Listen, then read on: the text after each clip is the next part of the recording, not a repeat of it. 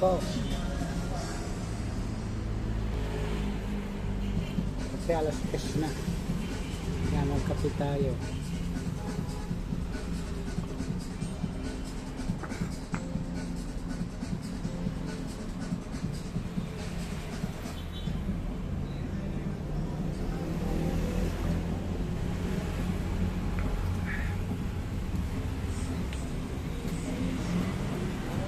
Ay.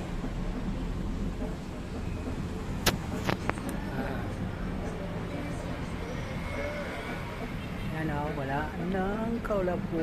Wala nang ulap na may mag-ainit na to.